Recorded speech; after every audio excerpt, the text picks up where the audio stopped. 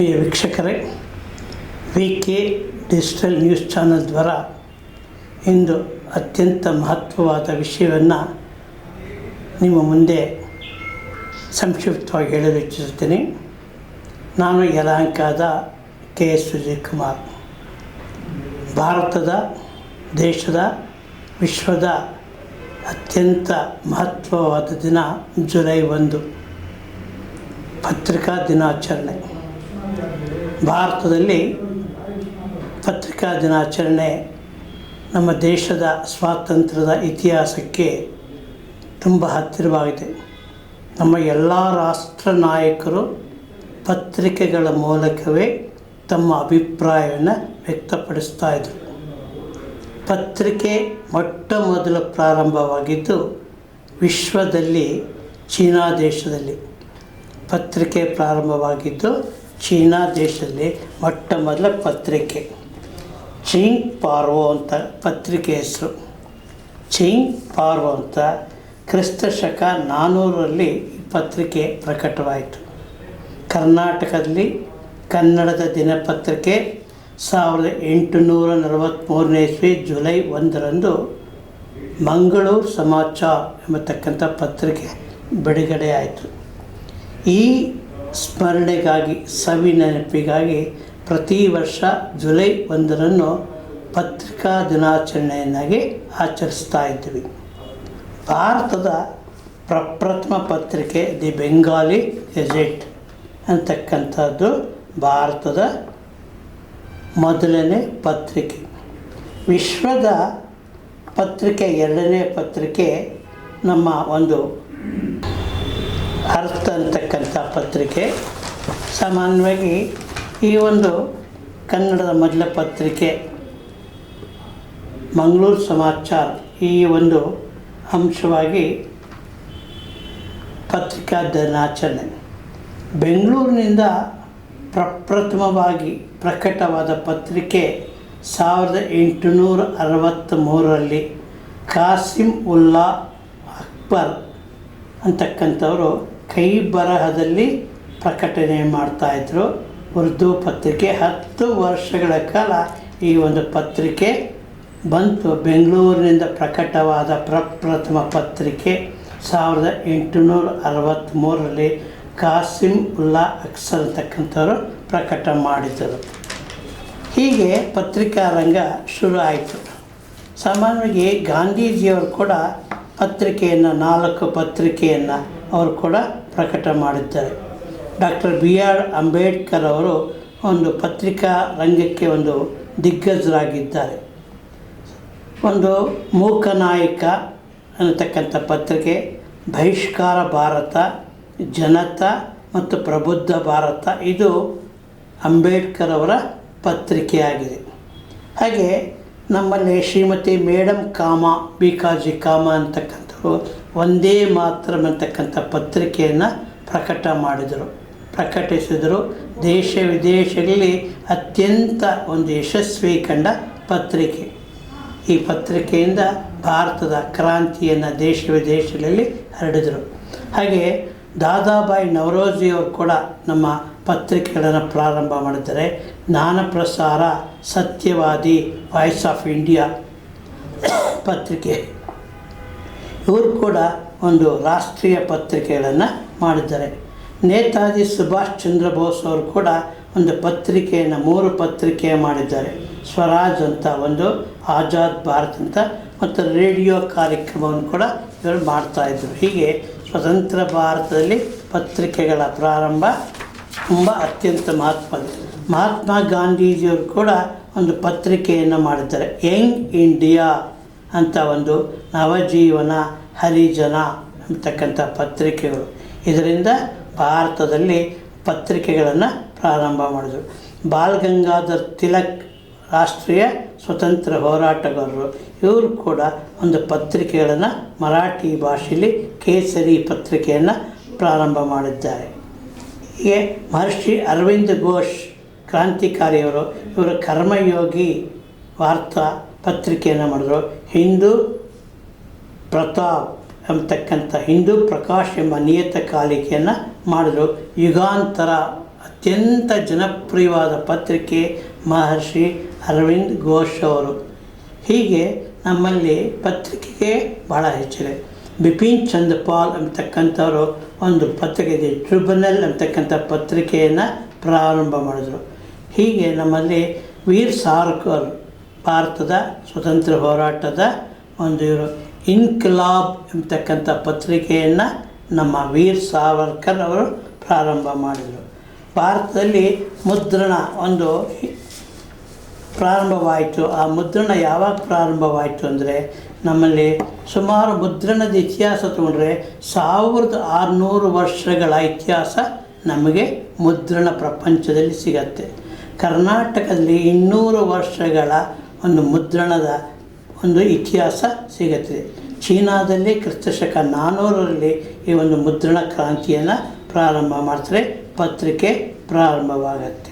ಹೀಗೆ ಮುದ್ರಣ ಜಗತ್ತಿನ ಪಿತಾಮಹ ಅಂತ ಕರೆದಿದ್ದಾರೆ. ಮುದ್ರಣ ಜಗತ್ತಿನ ಪಿತಾಮಹ ಅಂತ ಗುಟೆನ್ಬರ್ಗ್ ಅಂತ ಇವರನ್ನು 1441ರಲ್ಲಿ ಈ ಅವಧಿಯಲ್ಲಿ ಒಂದು ಪತ್ರಿಕೆಗೆ ಹೆಚ್ಚು ಮಹತ್ವವನ್ನು ಕೊಡ್ತಾ ಇದ್ದಾರೆ. ಹೀಗೆ 1916ರಲ್ಲಿ ಮೈಸೂರು ಮಹಾರಾಜರು ಒಂದು ಪತ್ರಿಕೆಗೆ ಕರ್ನಾಟಕದಲ್ಲಿ ಬುನಾದಿಯನ್ನು ಹಾಕ್ತಾರೆ. ಅವರ ಒಂದು ಕಾರ್ಯಕ್ರಮದಿಂದ ನಾವು ಬೆಂಗಳೂರಿನ ಮೈಸೂರು ಬ್ಯಾಂಕ್ ರಸ್ತೆಯಲ್ಲಿ ಒಂದು ಬೆಂಗಳೂರು ಮುದ್ರಣಾಲಯ ಎಂಬತಕ್ಕಂಥ ಪ್ರೆಸ್ ಓಪನ್ ಮಾಡ್ತಾರೆ. ವಿದೇಶಗಳಿಂದ ಮುದ್ರಣ ಯಂತ್ರವನ್ನು ತರಿಸ್ತಾರೆ. ಅತ್ಯಂತ ಜನಪ್ರಿಯತೆ 1920ರಿಂದ 1950 ಹೆಚ್ಚು ಜನಪ್ರಿಯವಾಗುತ್ತೆ. ಬಳ್ಳಾರಿಯಲ್ಲಿ ಕೂಡ ಪ್ರಥಮ ಮುದ್ರಣ ಯಂತ್ರ, ಕನ್ನಡದ ಯಂತ್ರ ಪ್ರಾರಂಭತೆ 1826 ಮುದ್ರಣ ಯಂತ್ರ ಬಳ್ಳಾರಿಗೆ ಬರುತ್ತೆ. 1827ರಿಂದ ಕನ್ನಡದ ಪುಸ್ತಕಗಳ ಪ್ರಕಟಣೆ ಪ್ರಾರಂಭವಾಗತ್ತೆ. ಹೀಗೆ ಒಂದು ಪತ್ರಿಕೆಗೆ ತುಂಬ ಹೆಚ್ಚು ಮಹತ್ವ ಇದೆ.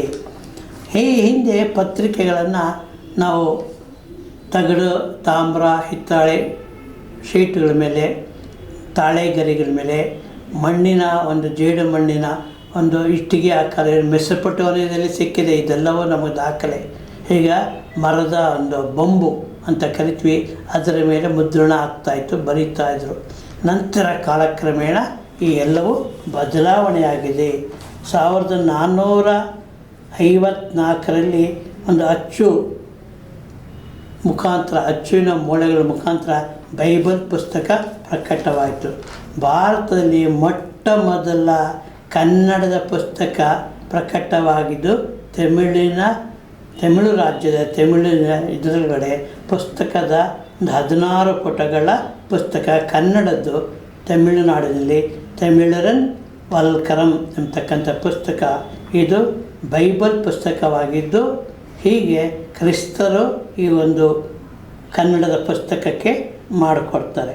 ಹಾಗೆ ಭಾರತದಲ್ಲಿ ಮುದ್ರಣ ವಿಕಾಸಕ್ಕೆ ನಾಂದಿಯ ಹಾಡಿದ್ದು 1556ರಲ್ಲಿ ಭಾರತದಲ್ಲಿ ಮುದ್ರಣ ತಂತ್ರಜ್ಞಾನ ಪ್ರಚಾರವಾಯಿತು.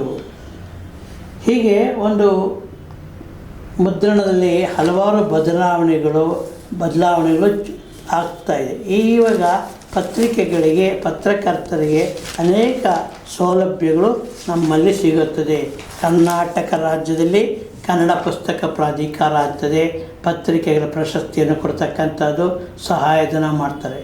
ಎರಡನೇದಾಗಿ ಕರ್ನಾಟಕ ಕಾರ್ಯನಿರತ ಪತ್ರಕರ್ತರ ಸಂಘ ನೋಂದಣಿ 1932ರಲ್ಲಿ ಈ ಒಂದು ಸಂಘ ಪ್ರಾರಂಭ ಆಯಿತು. ಪ್ರಥಮ ಅಧ್ಯಕ್ಷರಾಗಿ ಕರ್ನಾಟಕದ ಪತ್ರಕರ್ತೆಯ ಹೋರಾಟಗಾರರಾದ ಡಿ.ವಿ. ಗುಂಡಪ್ಪನವರು ಅಧ್ಯಕ್ಷರಾಗಿದ್ದರು. ಇದರಲ್ಲಿ ವಾರ್ಷಿಕ ಪ್ರಶಸ್ತಿ 21 ಇದೆ. ಪ್ರತಿ ವರ್ಷ ಕೂಡ ಪತ್ರಕರ್ತರಿಗೆ ಒಂದು ವಾರ್ಷಿಕ ಪ್ರಶಸ್ತಿ 21 ನೀಡ್ತಾರೆ. ದತ್ತಿ ನದಿ ಪ್ರಶಸ್ತಿ ಕೂಡ 20 ಇದೆ. 31 ಜಿಲ್ಲೆಗಳಲ್ಲಿ ಮತ್ತು ತಾಲೂಕುಗಳಲ್ಲಿ 5,000ಕ್ಕೂ ಹೆಚ್ಚು ನೋಂದಣಿಯಾದ ಪತ್ರಕರ್ತರಿದ್ದಾರೆ. ಇದರ ಮೂಲಕ ರಾಜ್ಯದಲ್ಲಿ ಒಂದು ಪತ್ರಕರ್ತರ ಸಂಘ ಅದು ತುಂಬ ಚೆನ್ನಾಗಿ ಕೆಲಸ ಮಾಡ್ತದೆ. 1932ರಿಂದ 1934 ತನಕ ಡಿ.ವಿ. ಗುಂಡಪ್ಪನವರು ಇದು ಪ್ರಥಮ ಅಧ್ಯಕ್ಷರು. ಪ್ರಸ್ತುತ ಇವಾಗ ಶಿವಾನಂದ ತಗಡೂರವರು 2018ರಿಂದ ಅಧ್ಯಕ್ಷರಾಗಿದ್ದಾರೆ. ಹಾಗೆ ಮತ್ತೊಂದು ಒಂದು ಸಂಸ್ಥೆ ಭಾರತ ಸರ್ಕಾರದಲ್ಲಿ ಒಂದು ಪತ್ರಿಕಾ ಮಂಡಳಿ ಅಂತ ಇದೆ. ಭಾರತ ಸರ್ಕಾರದ ಭಾರತೀಯ ಪತ್ರಿಕಾ ಮಂಡಳಿ ನವದೆಹಲಿಯಲ್ಲಿ. ಇದರೊಳಗಡೆ ಭಾರತೀಯ ಪತ್ರಿಕಾ ಸಂಬಂಧ ಕಾನೂನುಗಳು, ಪತ್ರಕರ್ತರಿಗೆ ಬೇಕಾದ ಸೇವೆಗಳು, ಅದರ ಒಂದು ಸೌಲಭ್ಯಗಳು ಏನಿರುತ್ತಾ ಈ ಒಂದು ಭಾರತೀಯ ಪತ್ರಿಕಾ ಮಂಡಳಿಯಲ್ಲಿ ನಾವು ಪಡ್ಕೋಬೋದು. ಇದು ಕೂಡ ಪ್ರತಿ ವರ್ಷ ರಾಷ್ಟ್ರ ಪ್ರಶಸ್ತಿಯನ್ನು ಕೊಡ್ತಾ ಇದ್ದಾರೆ.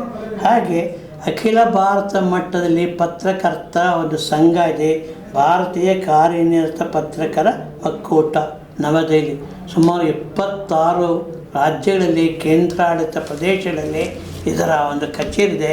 ಇದು ಕೂಡ ಪ್ರತಿ ವರ್ಷವೂ ಪತ್ರಕರ್ತರಿಗೆ ಬೇಕಾದ ಸವಲತ್ತುಗಳು, ಸೇವಾ ನಿಯಮಗಳು ಮತ್ತು ಸರ್ಕಾರದ ಒಂದು ಸವಲತ್ತಿಗಾಗಿ ಪ್ರತಿ ವರ್ಷ ಕೂಡ ಇದನ್ನು ಕಾರ್ಯನಿರತವಾಗಿದೆ. ಹಾಗೆ ಭಾರತ ಸರ್ಕಾರವು ತನ್ನ ಸುದ್ದಿಗಾಗಿ ಪತ್ರಿಕೆಗಳನ್ನು ಬಿಡುಗಡೆ ಮಾಡುತ್ತೆ. ಸುಮಾರು ಯೋಜನಾ ಎಂಬತಕ್ಕಂಥ ಮಾಸಪತ್ರಿಕೆ 13 ಭಾಷೆಗಳಲ್ಲಿ ಪ್ರಕಟವಾಗ್ತಾ ಇದೆ. ಯೋಜನಾ ಅಂತಕ್ಕಂಥ ಪತ್ರಿಕೆ 13 ಭಾಷೆಗಳಲ್ಲಿ ಮತ್ತು ನ್ಯೂ ಇಂಡಿಯಾ ಸಮಾಚಾರ ಎಂಬತಕ್ಕಂಥ ಪತ್ರಿಕೆಗಳು ಕೂಡ 16 ಭಾಷೆಗಳಲ್ಲಿ ಬರ್ತದೆ. ಭಾರತ ಸರ್ಕಾರದ ಸುದ್ದಿಗಳು ಎಲ್ಲವೂ ಈ 2 ಪತ್ರಿಕೆಯಲ್ಲಿ ಬರುತ್ತೆ. ಹಾಗೆ ಮತ್ತೊಂದು ಗೆಜೆಟ್ ಅಂತ ಬರುತ್ತೆ. ಎಲ್ಲ ವಿವರಗಳು, ಭಾರತಕ್ಕೆ ಸಂಬಂಧಪಟ್ಟ ಆದೇಶಗಳು, ಸುತ್ತೋಲೆಗಳು ಭಾರತದ ಗೆಜೆಟ್ ಅಂತ ಬರುತ್ತೆ. ಇಲ್ಲಿ ಕೂಡ ಈ ಒಂದು ಭಾರತದ ಒಂದು ಮಾಹಿತಿಯನ್ನು ನೋಡ್ಕೋಬೋದಾಗಿದೆ. ಹಾಗೆ ನಮ್ಮ ಕರ್ನಾಟಕದಲ್ಲೂ ಕೂಡ ಒಂದು ಎಲ್ಲ ಇಲಾಖೆಗಳ, ಕೆಲವು ಪ್ರಮುಖ ಇಲಾಖೆಗಳ ಒಂದು ಪತ್ರಿಕೆಗಳು ಹೊರಬರ್ತದೆ. ಕರ್ನಾಟಕದಲ್ಲಿ ಪತ್ರಿಕೆಗಳ ಒಂದು ಸಚಿವರಾಗಿ ನಮ್ಮ ಸಿದ್ದರಾಮಯ್ಯನವರೇ ಮುಖ್ಯಮಂತ್ರಿಗಳೇ ವಾರ್ತಾ ಇಲಾಖೆ ಸಚಿವರಾಗಿದ್ದಾರೆ. ಮತ್ತು ಕೇಂದ್ರ ಸರ್ಕಾರದಲ್ಲಿ ಶ್ರೀ ಮುರುಗನ್ ಎಂಬರು ಈ ಒಂದು ವಾರ್ತಾ ಇಲಾಖೆ ಸಚಿವರಾಗಿದ್ದಾರೆ. ಪ್ರಜಾವಾಣಿ ಮತ್ತು ಡೆಕ್ಕನಾಡ್ ಪತ್ರಿಕೆಗಳು 1948ರಿಂದ ಪ್ರಕಟವಾಗ್ತದೆ. ಕನ್ನಡಪ್ರಭ 1967ರಿಂದ ಬರ್ತದೆ. ಉದಯವಾಣಿ ಪತ್ರಿಕೆ, ತುಷಾರ ಮತ್ತು ತರಂಗ 1972ರಿಂದ ಬರ್ತಾಯಿದೆ. ಹೀಗೆ ಪತ್ರಿಕೆಗಳು ತುಂಬ ಮಹತ್ವ ಇದೆ. ಕರ್ನಾಟಕದಲ್ಲಿ ಮಾಧ್ಯಮ ಅಕಾಡೆಮಿ ಅಂತ ಇದೆ, ಸರ್ಕಾರದ ಒಂದು ಸಂಸ್ಥೆ. ಈ ಸಂಸ್ಥೆಯ ಮುಖಾಂತರ ಒಂದು ಪತ್ರಕರ್ತರಿಗೆ ತರಬೇತಿ ನೀಡ್ತಕ್ಕಂಥದ್ದು, ವೃತ್ತಿ ನೈಪುಣ್ಯ, ಒಂದು ಸಂದರ್ಶನ ಕಾರ್ಯಕ್ರಮ, ತರಬೇತಿ ಮತ್ತು ವಿದ್ಯಾರ್ಥಿ ವೇತನ ನೀಡ್ತಾ ಇದೆ. ಇದು ಕೂಡ ವಾರ್ಷಿಕ ಪ್ರಶಸ್ತಿಗಳನ್ನು ನೋಡ್ತಾರೆ. ಕರ್ನಾಟಕದಲ್ಲಿ ರೇಡಿಯೋ ಸಮುದಾಯಗಳು 24 ರೇಡಿಯೋಗಳು ಇವತ್ತು ಕೆಲಸ ಮಾಡ್ತಾಯಿದೆ. ಇದು ಕೂಡ ಅತ್ಯಂತ ಮಹತ್ವವಾಗಿರತಕ್ಕಂಥದ್ದೇ ಆಗಿದೆ. ಈ ಒಂದು ಪತ್ರಿಕಾ ಮಾಧ್ಯಮದಲ್ಲಿ ಹೆಚ್ಚು ಕಮ್ಮಿ ಭಾಳಷ್ಟು ನಮ್ಮಲ್ಲಿ ಬಂದಿದೆ. ಮೊಟ್ಟ ಮೊದಲಾಗಿ ಈಸ್ಟ್ ಇಂಡಿಯಾ ಕಂಪನಿಯು 1684ರಲ್ಲಿ ಮುದ್ರಣಾಲಯದ ಒಂದು ತೆರೆಯಿತು. ಬಾಂಬೆಯಲ್ಲಿ ಈಸ್ಟ್ ಇಂಡಿಯಾ ಕಂಪನಿ ಮುದ್ರಣಾಲಯವನ್ನು ತೆರೆಯಿತು. 1799ರಲ್ಲಿ ಸೆನ್ಸರ್ಶಿಪ್ ಆ್ಯಕ್ಟ್ ಎಂಬತಕ್ಕಂಥದ್ದು ಜಾರಿಗೆ ಬಂತು. ಲಾರ್ಡ್ ವೆಲ್ಲೆಸ್ಲಿ ಈ ಒಂದು ಇದಕ್ಕೆ ಅಧ್ಯಕ್ಷರಾಗಿ ಇವರು ಇದನ್ನು ಒಂದು ಸೆನ್ಸರ್ ಮಂಡಳಿಯನ್ನು ತಂದರು. ಭಾಷಾ ಪತ್ರಿಕೆಗಳಿಗೆ ಅನ್ವಯಿಸ್ತಾ ಇತ್ತು ಈ ಒಂದು ಕಾನೂನು. ಇದರಲ್ಲಿ ಇಂಗ್ಲೀಷ್ ಪತ್ರಿಕೆಗೆ ಇದರ ಯಾವುದೇ ಕಾನೂನು ಅನ್ನಿಸ್ತಾ ಇಲ್ಲ. ಈ ಭಾಷಾ ಪತ್ರಿಕೆಗೆ ಮಾತ್ರ ಇದು ಅನ್ನಿಸ್ತಾ ಇತ್ತು. ಮೊಟ್ಟ ಮೊದಲನೇದಾಗಿ ಭಾರತದಲ್ಲಿ ಒಂದು ಪತ್ರಕರ್ತರಿಗೆ ಜೈಲು ಶಿಕ್ಷೆ ಆಯಿತು. 1883ರಲ್ಲಿ ಸುರೇಂದ್ರನಾಥ್ ಬ್ಯಾನರ್ಜಿ ಎಂಬತಕ್ಕಂಥವ್ರು ದಿ ಬೆಂಗಾಲಿ ಪತ್ರಿಕೆಯಲ್ಲಿ ಹೈಕೋರ್ಟನ್ನು ಟೀಕೆ ಮಾಡೋದಕ್ಕಾಗಿ ಅವರನ್ನು ಜೈಲಿಗೆ ಹಾಕಿತ್ತು. ಪ್ರಪ್ರಥಮವಾಗಿ ಒಬ್ಬ ಪತ್ರಕರ್ತನ ಜೈಲಿಗೆ ಹಾಕಿದ್ದು ಸುರೇಂದ್ರನಾಥ ಬ್ಯಾನರ್ಜಿ, ಬೆಂಗಾಲಿ ಪತ್ರಿಕೆ ಎಂಬತಕ್ಕಂಥವ್ರು. ನೆಹರು ಅವರು ಕೂಡ ಒಂದು ಪತ್ರಿಕೆ ಮಾಡಿದರು, ನ್ಯಾಷನಲ್ ಹೆರಾಲ್ಡ್ ಅಂತ, ತುಂಬ ಜನಪ್ರಿಯವಾಗಿತ್ತು. ಮದ್ರಾಸ್ ಮೇಲ್ ಅಂತಕ್ಕಂಥದ್ದು ಭಾರತದ ಮೊದಲ ಸಂಜೆ ಪತ್ರಿಕೆ, ಈವ್ನಿಂಗ್ ಪೇಪರ್ ಬರ್ತಾಯಿತ್ತು. ಅದು ಮಡ್ರಾಸ್ ಮೇಲ್ ಅಂತ. ಈ ಒಂದು ಪತ್ರಿಕೆ 1868ರಲ್ಲಿ ಇದು ಪ್ರಕಟವಾಯಿತು. ಬಂಗದರ್ಶನ್ ಅಂತ, ಇದು ನಮ್ಮ ಬಂಕಿಮ್ ಚಂದ್ರ ಚಟರ್ಜಿಯವರ ಪತ್ರಿಕೆ. 1873ರಲ್ಲಿ ಈ ಒಂದು ಪತ್ರಿಕೆ ಬಂತು. ಹಾಗೆ ನಮ್ಮ ಒಂದು ಕೇಸರಿ ಪತ್ರಿಕೆ ಬಾಲಗಂಗಾಧರ್ ತಿಲಕ್, ಆಂಧ್ರ ಪತ್ರಿಕೆ ಡಾಕ್ಟರ್ ರಾಧಾಕೃಷ್ಣನ್, ಮತ್ತು ದುಃಖ ನಿವಾರಣಂ ಅಂತಕ್ಕಂಥದ್ದು ಕೂಡ ಈ ಒಂದು ರಾಧಾಕೃಷ್ಣನ್ ಅವರ ಪತ್ರಿಕೆ. ಸರ್ಚ್ ಲೈಟ್ ಅಂತಕ್ಕಂಥದ್ದು ಕೂಡ ನೇತಾಜಿ ಸುಭಾಷ್ ಚಂದ್ರ ಬೋಸರ ಒಂದು ಪತ್ರಿಕೆ ಆಯಿತು. ಮತ್ತು ಈ ಒಂದು ದಾದಾಬಾಯಿ ನವರೋಜಿಯವರು ಕೂಡ ಈ ಕ್ಯಾಪಿಟಲ್ ಇಂಡಿಯಾ ಎಂಬತಕ್ಕಂಥ ಪತ್ರಿಕೆಯನ್ನು ಪ್ರಾರಂಭ ಮಾಡ್ತಾರೆ. ಭಾರತದಲ್ಲಿ ಪತ್ರಿಕೆಗಳಿಗೆ ಹೆಚ್ಚು ಮಹತ್ವ ಬಂತದ್ದು ಈ ಪತ್ರಿಕೆಗಳ ಮುಖಾಂತರವೇ ಹೆಚ್ಚು ಕಮ್ಮಿ ಆಯಿತು. ಶ್ರೀಮತಿ ಆನಿ ಬೆಸೆಂಟ್ ಅಂತಕ್ಕಂಥರ ನ್ಯೂ ಇಂಡಿಯಾ ಕಾಮನ್ವೆಲ್ ಎಂಬ ಪತ್ರಿಕೆಯನ್ನು ಮಾಡ್ತಾರೆ. ಲಾಲಾ ಲಜಪತ್ ರಾಯರು ದಿ ಪೀಪಲ್ ಪತ್ರಿಕೆಯನ್ನು ಮಾಡ್ತಾರೆ. ಮದನ ಮೋಹನ ಮಾಳವೀಯ ದಿ ಲೀಡರ್ ಎಂಬ ಪತ್ರಿಕೆಯನ್ನು ಮಾಡ್ತಾರೆ. ಮತ್ತು ಮಹರ್ಷಿ ಅರವಿಂದರು ಭವಾನಿ ಮಂದಿರ ಎಂಬತಕ್ಕಂಥ ಪತ್ರಿಕೆಯನ್ನು ಮಾಡ್ತಾರೆ. ಹೀಗೆ ದಾದಾಬಾಯಿ ನವರೋಜಿಯವರು ರಾಸ್ತಾ ಗಫ್ತಾರ್ ಎಂಬತಕ್ಕಂಥ ಪತ್ರಿಕೆಯನ್ನು ಮಾಡ್ತಾರೆ. ನವಜೀವನ ಎಂಬ ಪತ್ರಿಕೆಯನ್ನು ಮಹಾದೇವ ದೇಸಾಯಿ ಎಂಬರು ಮಾಡ್ತಾರೆ. ಹೀಗೆ ಪತ್ರಿಕೆಗಳ ಮುಖಾಂತರವೇ ಭಾರತ ಒಂದು ಹೆಚ್ಚು ಒಂದು ಪ್ರಶಸ್ತಿಯನ್ನು ಒಂದು ಮಹತ್ವವನ್ನು ಪಡೆತು. ನಮ್ಮ ಭಗತ್ ಸಿಂಗ್ ಅವರು ಕೂಡ ಒಂದು ಕರಪತ್ರ ತಮ್ಮ ಅಭಿಪ್ರಾಯನ ನಾನೇ ನಾಸ್ತಿಕ್ ಎಂಬತಕ್ಕಂಥದ್ರಲ್ಲಿ ಮಾಡ್ತಾರೆ. ಹೀಗೆ ಪತ್ರಿಕೆಗಳು ಗೋಪಾಲಕೃಷ್ಣ ಗೋಖಲೆ ಅವರು ಕೂಡ ಹಿತವಾದ, ಜ್ಞಾನಪ್ರಕಾಶ, ಸತ್ಯಪ್ರಕಾಶ, ಗಾಂಧೀಜಿಗೆ ಇವರು ಗುರುಗಳಾಗಿದ್ದರು. ಗೋಪಾಲಕೃಷ್ಣ ರಾಜಕೀಯ ಗುರುಗಳಾಗಿದ್ದರು. ಅಂಥವ್ರು ಕೂಡ 3 ಪತ್ರಿಕೆ ಹಿತವಾದ, ಜ್ಞಾನಪ್ರಕಾಶ, ಸತ್ಯಪ್ರಕಾಶ ಎಂಬತಕ್ಕದ್ದನ್ನು ಮಾಡ್ತಾರೆ.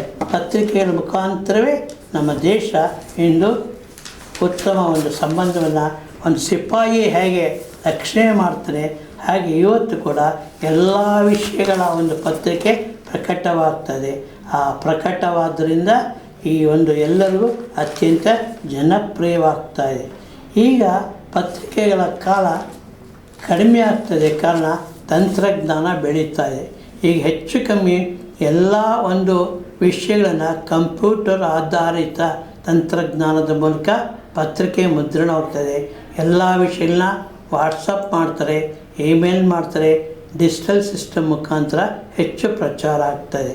ಎಲ್ಲ ಪ್ರಚಾರದಿಂದ ಪತ್ರಿಕೆಗಳ ಮುದ್ರಣ ಭಾಳ ಕಡಿಮೆ ಆಗ್ತದೆ.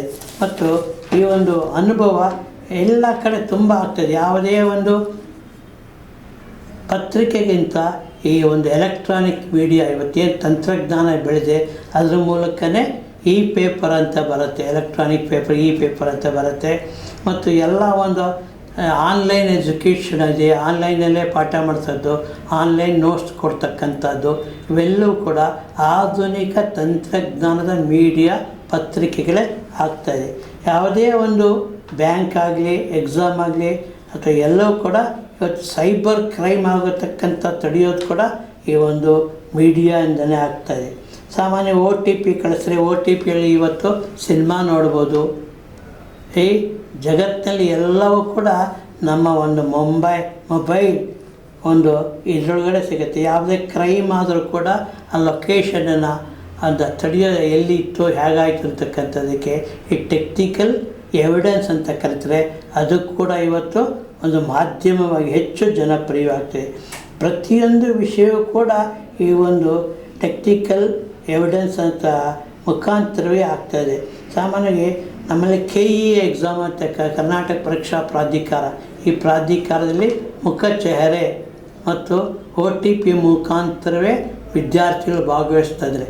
ನಮ್ಮ ಶಾಲೆಗಳಲ್ಲಿ ಇವತ್ತು ಮಕ್ಕಳ ಹಾಜರಾತಿ ಇರ್ಬೋದು, ಶಿಕ್ಷಕರ ಹಾಜರಾತಿ ಇರ್ಬೋದು, ಅಟೆಂಡೆನ್ಸ್ ಅಂತ ಕರೀತಾರೆ ಮಕ್ಕಳಿಗೆ, ಅದನ್ನು ನಾವು ಫೇಸ್ ರೆಕಾಗ್ನಿಷನ್ OTP ಆಧಾರ ಮೇಲೆ ಮಾಡ್ತೇವೆ. ಪ್ರತಿಯೊಂದು ಕೂಡ ಇವತ್ತು ಆಧುನಿಕ ತಂತ್ರಜ್ಞಾನವನ್ನೇ ಬಳಸ್ತವೆ. ಆಧುನಿಕ ತಂತ್ರಜ್ಞಾನ ಸಂವಹನವೂ ಕೂಡ ಇವತ್ತು ಹೆಚ್ಚು ಜನಪ್ರಿಯವಾಗ್ತಿದೆ. ವಿಡಿಯೋ ಕಾಲ್ ಮಾಡ್ತೀವಿ, ವಿಡಿಯೋ ರೆಕಾರ್ಡ್ ಮಾಡ್ತೀವಿ, ಎಲ್ಲವೂ ಕೂಡ ಇವತ್ತು ಮಾಡ್ರನ್ ಒಂದು ಎಲೆಕ್ಟ್ರಾನಿಕ್ ಮೀಡಿಯಾ ಅಂತಲೇ ಕರಿಬೋದು. ಇವತ್ತು ಎಲ್ಲ ಕಡೆ ಅದೇ ಜಾರಿ ಆಗ್ತಿದೆ. ಒಂದು ಆಹ್ವಾನ ಪತ್ರಿಕೆ ಇರ್ಬೋದು, ಆಹ್ವಾನ ಪತ್ರಿಕೆಯನ್ನು ನಾವು ವಾಟ್ಸಪ್ ಮೂಲಕ ಕಳಿಸ್ತೀವಿ, ನಮ್ಮ ಅಭಿಪ್ರಾಯವನ್ನು ಹಂಚ್ಕೊತೀವಿ, ಮತ್ತು ಲೈಕ್ ಮಾಡಿ, ಶೇರ್ ಮಾಡಿ ಅಂತ ವಿಡಿಯೋ ಮುಖಾಂತರ ಕೇಳ್ಕೊತೀವಿ. ಎಲ್ಲವೂ ಕೂಡ ಒಂದು ತಂತ್ರಜ್ಞಾನ. ಅದು ಕೂಡ ಇವತ್ತು ಪ್ರಿಂಟ್ ಮೀಡಿಯಾ ಎಷ್ಟು ಕೆಲಸ ಮಾಡುತ್ತೆ ಅದು ಕಡಿಮೆ ಆಗ್ತದೆ, ಎಲೆಕ್ಟ್ರಾನಿಕ್ ಮೀಡಿಯಾವೇ ಹೆಚ್ಚು ಕೆಲಸ ಮಾಡ್ತಾಯಿದೆ. ಆದ್ದರಿಂದ ಎರಡು ಕೂಡ ನಮಗೆ ಅತ್ಯಂತ ಅವಶ್ಯಕವಾಗಿದೆ. ಪ್ರತಿಯೊಂದು ವಿಷಯವೂ ಕೂಡ ನಮ್ಮಲ್ಲಿ ಮನುಷ್ಯನಿಗೆ ಏನು ಬೇಕೋ ಅಷ್ಟು ಮಾಹಿತಿಯನ್ನು ಕೊಡ್ತಾ ಇದೆ. ಹೀಗೆ ನಮ್ಮ ದೇಶದಲ್ಲಿ ಅತ್ಯಂತ ಒಂದು ಚಟುವಟಿಕೆ ಎಂದರೆ ಅದು ನಮ್ಮ ಪ್ರಿಂಟ್ ಮೀಡಿಯಾ ಮತ್ತು ಎಲೆಕ್ಟ್ರಾನಿಕ್. ಅನೇಕ ಪತ್ರಕರ್ತರು ತಮ್ಮ ಶ್ರಮವನ್ನು, ತಮ್ಮ ಒಂದು ಸೇವೆಯನ್ನು ಕೊಡ್ತಾ ಇದ್ದಾರೆ. ಈ ಸೇವೆಗೆ ತಕ್ಕ ಪ್ರತಿಫಲ ಸರ್ಕಾರ ಕೊಡಬೇಕು. ಪತ್ರಕರ್ತರಿಗೆ, ಪತ್ರಿಕಾ ವಿತರರಿಗೆ ಸೌಲಭ್ಯಗಳನ್ನು ಕೊಡಬೇಕು. ಮತ್ತು ಏನು ಇವತ್ತು ಬೇಡಿಕೆ ಇದೆ ಆ ಬೇಡಿಕೆಯನ್ನು ಈಡೇರಿಸಬೇಕು. ಎಲ್ಲಿ ಕೆಲಸ ಮಾಡ್ತಾರೆ ಪತ್ರಿಕೆಗಳು, ಪತ್ರಿಕಾ ಒಂದು ಕೆಲಸಗಾರರಿಗೆ ಒಂದು ಸರ್ಕಾರದ ಸವಲತ್ತು ಏನಿದೆ ಅದು ಸಿಗಬೇಕು ಅಂತ ಅಭಿಪ್ರಾಯವನ್ನು ಹೇಳ್ತಾ, ಮತ್ತೊಂದು ವಿಷಯ, ನಮ್ಮ ಕರ್ನಾಟಕದಲ್ಲಿ ಅನೇಕ ಒಂದು ಸಂಘ ಸಂಸ್ಥೆಗಳಿದೆ. ಆ ಸಂಸ್ಥೆಗಳು ಕೂಡ ಒಂದು ಪತ್ರಿಕಾ ಒಂದು ಸಂಘವನ್ನು ಕಟ್ಟಿಕೊಂಡು ಹೆಚ್ಚು ಕೆಲಸ ಮಾಡ್ತಾಯಿದೆ. ಆ ಕೆಲಸ ಕೂಡ ಒಂದು ಪತ್ರಿಕೆಗಳಿಗೆ ಒಂದು ಪ್ರಯೋಜನಕಾರಿ. ಪ್ರತಿಯೊಂದು ಸಂಘ ಸಂಸ್ಥೆಗಳು ಕಾರ್ಯ ತುಂಬ ಮೆಚ್ಚುಗೆಯಿಂದ ಕೂಡಿದೆ. ಆದ್ದರಿಂದ ಪ್ರತಿಯೊಬ್ಬ ಒಂದು ಪತ್ರಕರ್ತರ ಪತ್ರಿಕಾ ವಿತರಕ ಸೇವೆಯನ್ನು ಸರ್ಕಾರ ಗುರುತಿಸಿ ಅವರಿಗೆ ಎಲ್ಲ ಸವಲತ್ತುಗಳನ್ನು ನೀಡಬೇಕು. ಸಾಮಾನ್ಯವಾಗಿ ಈ ಒಂದು ನಿವೃತ್ತಿ ಅನ್ನೋದಿಲ್ಲ. ಯಾಕೆಂದರೆ ಪತ್ರಿಕೆಯಲ್ಲಿ ಕೆಲಸ ಮಾಡೋರು ಎಷ್ಟೇ ವಯಸ್ಸಾದರೂ ಕೆಲಸ ಮಾಡ್ತಾ ಇರ್ತಾರೆ. ಮತ್ತು ಪತ್ರಿಕಾ ವಿತರಕರು ಬೆಳಗ್ಗೆ ಎದ್ದು ಚಳಿ, ಮಳೆ, ಗಾಳಿ ಯಾವುದನ್ನು ಲೆಕ್ಕಿಸದೆ ಮನೆಗೆ ಪತ್ರಿಕೆಯನ್ನು ಹಂಚ್ತಾ ಇದ್ದಾರೆ. ಅವರ ಸೇವೆಗೆ ಮನ್ನಣೆ ಬೇಕು. ಅಂಥ ಮನ್ನಣೆ ಸರ್ಕಾರ ಕೂಡಲೇ ಮಾಡಬೇಕು. ಮತ್ತು ಇದಕ್ಕೆ ಸಂಬಂಧಪಟ್ಟ ಆದೇಶಗಳು, ಬೇಡಿಕೆಗಳು ಭಾಳಷ್ಟು ಇದೆ. ಆದರೆ ಎಲ್ಲವೂ ಸರ್ಕಾರ ಮಾಡುತ್ತೀವಿ ಅಂತ ಹೇಳ್ತಾ ಇದ್ದಾರೆ, ಆದರೆ ಯಾವುದೂ ಆಗಿಲ್ಲ. ಆದ್ದರಿಂದ ಈ ಒಂದು ಪತ್ರಿಕೆ ಮಾಧ್ಯಮ, ಎಲೆಕ್ಟ್ರಾನಿಕ್ ಮೀಡಿಯಾ ಅಥವಾ ಪ್ರಿಂಟ್ ಮೀಡಿಯಾ ಅಂತ ಏನಿದೆ ಅದರ ಒಂದು ಸವಲತ್ತನ್ನು ಪ್ರತಿಯೊಬ್ಬರಿಗೂ ನೀಡಬೇಕು. ಈ ನೀಡುವುದರಿಂದ ಈ ಒಂದು ಪ್ರತಿಯೊಬ್ಬರಿಗೂ ಬೇಕಾದ ಅವಶ್ಯಕವಾದ ಜ್ಞಾನದ ಬಾಗಿಲು ಮತ್ತು ವ್ಯವಹಾರದ ಎಲ್ಲ ಒಂದು ಸಿಗುತ್ತದೆ. ಇಂಥ ಒಂದು ಪತ್ರಿಕೆಗಳಿಗೆ ಒಂದು ಮೊದಲು ಮೇ 13 ವಿಶ್ವ ಪತ್ರಿಕಾ ಸ್ವಾತಂತ್ರ್ಯ ದಿನ ಅಂತ ಆಚರಣೆ ಮಾಡ್ತಾರೆ. ಮೇ ತಿಂಗಳು 13ನೇ ತಾರೀಕು ವಿಶ್ವ ಪತ್ರಿಕಾ ಸ್ವಾತಂತ್ರ್ಯ ದಿನ ಅಂತ ಆಚರಣೆ ಮಾಡ್ತಾರೆ. ಸೆಪ್ಟೆಂಬರ್ 4ರಂದು ರಾಷ್ಟ್ರ ಪತ್ರಿಕಾ ವಿತರಕರ ದಿನ ಅಂತ ಆಚರಣೆ ಮಾಡ್ತಾರೆ. ಹೀಗೆ ಪ್ರಜಾಪ್ರಭುತ್ವಕ್ಕೆ ಬೇಕಾದ ಸರ್ಕಾರಕ್ಕೆ ಒಂದು 4 ಕಂಬ ಇದ್ದರೆ ಆ 4 ಕಂಬದಲ್ಲಿ ಒಂದು ಸ್ತಂಭ ಪತ್ರಿಕೆ ಮೀಡಿಯಾಗಳು. ಈ ಒಂದು ಪ್ರಜಾಪ್ರಭುತ್ವವನ್ನು ರಕ್ಷಿಸಲು, ಸರ್ಕಾರವನ್ನು ಹೆಚ್ಚಿಸಲು, ಸರ್ಕಾರದ ಲೋಪದೋಷಗಳು ತಿದ್ದೋದಕ್ಕೆ ಮೀಡಿಯಾ ಅವಶ್ಯಕವಾಗಿ ಬೇಕು.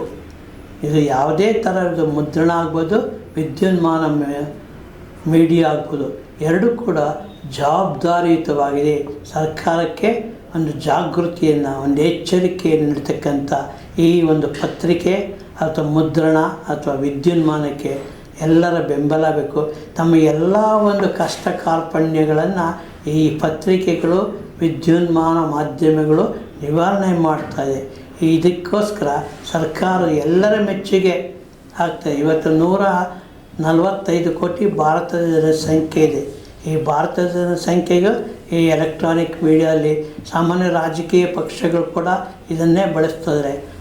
ಭಾರತದ ನಮ್ಮ ಪ್ರಧಾನಮಂತ್ರಿಗಳಾದ ನರೇಂದ್ರ ಮೋದಿಯವರು ತಮ್ಮ ಅಭಿಪ್ರಾಯವನ್ನು ಮನ್ ಕಿ ಬಾತ್ ಮೂಲಕ ಹಂಚ್ತಾ ಇದ್ದಾರೆ.